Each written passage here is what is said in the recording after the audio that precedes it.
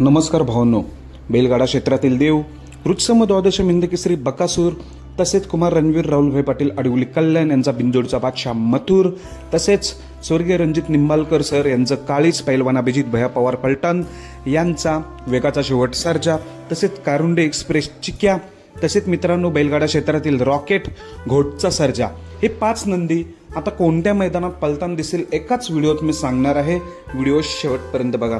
तर भावांनो, बिंजोडचा बादशाह मथुरची मी अपडेट आधीच दिली होती। आता गणेश उत्सव चालू होता, तो संपलेला आहे। तर आता तो घाटावर येण्यासाठी सज्ज झालेला आहे। तर तो किती तारखेला 10 सप्टेंबरला आपल्याला मथुर 100% पळताना दिसणार आहे। आणि वेगाचा शेवट सर्जा देखील 4-5 दिवस मैदानात दिसत नाही।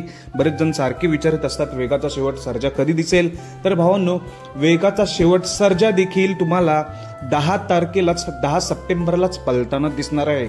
तसेच मित्रांनो, घोट सर्जा आणि चिक्या याच्याबद्दल मी आधीच अपडेट दिलेली आहे। घोट सर्जा आणि चिक्या ही जोडी 100% पळणार आहे। ही जोडी 10 सप्टेंबरला पळताना दिसणार आहे।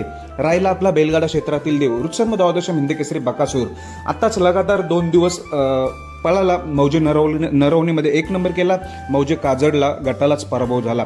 त्यानंतर भावांनो, आपला आता बकासूर 2 दिवसाच्या गॅप नंतर 10 सप्टेंबरलाच पळताना दिसेल। म्हणजे 10 सप्टेंबरचं जे मैदान आहे या मैदानात आपल्याला बरेच टॉपचे नंदी पळताना दिसणार आहे।